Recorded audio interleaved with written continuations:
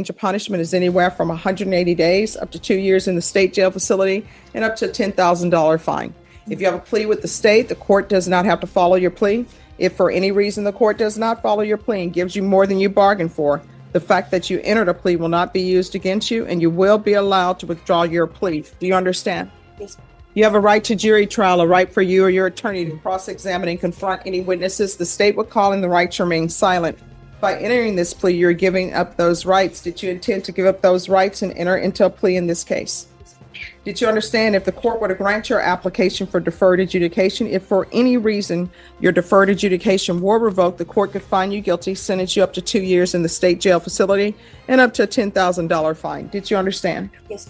Counsel, has your client been able to provide you with any defenses? She has, Judge. Do you believe she has a rational as well as a factual understanding of the charges against her? She does, Judge. Do you believe she's currently competent and was legally sane at the time of the offense? I do, Judge. Ms. Ortega, has anyone threatened you, coerced you, or placed you in fear to get you to enter this plea? Okay. Anyone promised you anything other than the plea? Are you satisfied with the way you've been represented? Yes. If you're not a U.S. citizen, by entering this plea, you will be deported, denied naturalization, and re-entry. Did you understand? Yes.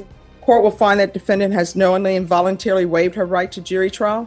Did you review the plea bargain page with your attorney? Did you understand it? Yes. According to the plea, there's an $800 fine and the state recommends deferred. Did you understand that to be your plea? Yes, Judge. Defense? Yes, Judge. State? Yes, Judge. Did you review the waiver of appeal paragraph with your attorney? Did you understand it and sign it in both places?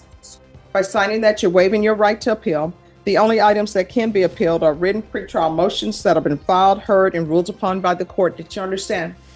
Counsel, any such motions? No, Judge. Outside the agreement, the state is recommending that your community supervision be for a term of 3 years.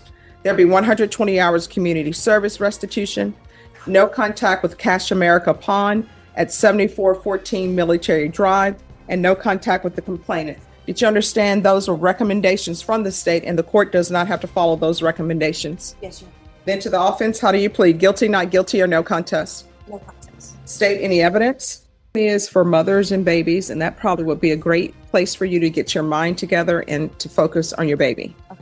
All right, is this going to be your first child? All right, where are your other children? All right, so here's the thing. You're going to have to start making better decisions. I know sometimes that people will have children and they're just having children, but you have to start thinking, how I'm going to support this child.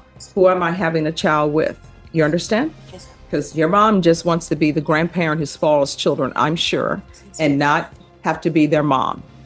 All right, did you review the document entitled Trial Court Certification of Defendant's Rights to Appeal with your attorney? Did you understand it and sign it? Because it's a plea bargain agreement, because I followed your plea bargain agreement, and because you waive your right to appeal, you do not have the court's permission to appeal. Do you understand? Yes. All right, good luck to you, okay? Thank you so much. Take care of the baby. Thank you All righty. so much. You're welcome. Court is calling 2024 CR 0787 State versus Nichelle Harrison. Can I have parties announced for the record for the state? See? Not the court for Ms. Harrison, Your Honor. And are you Miss Harrison? Yes. All right. You entered a plea on December 3rd. There was a request for a PSI and TAP evaluation. Have both parties had a chance to review the PSI and TAP evaluation? Yes, Your Honor. Yes, Your Honor. Any objections? From 180 days to 2 years in state jail, plus a $10,000 fine. Felicia appeared with her attorney, Jonathan Alvarado, ready to enter her plea. She confirmed she had reviewed all evidence and discovery, understood the indictment, and discussed options for deferred adjudication or community supervision.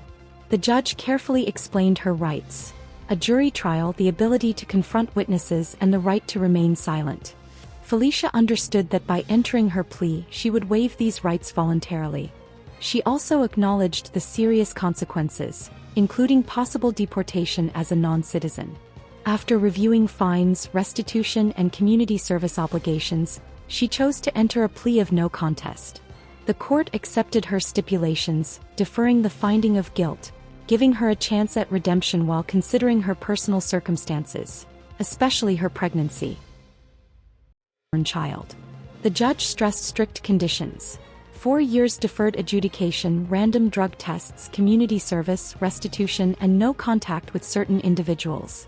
Proof of employment and participation in a Mothers and Babies rehabilitation program were also required. Felicia expressed determination to stay in San Antonio, attend school and create a safe environment for her child. The court balanced justice with opportunity, holding her accountable while giving her a real chance to rebuild her life. With careful oversight and compliance, Felicia could turn a criminal charge into a story of resilience, proving that even in the darkest moments, the law and life can provide a second chance.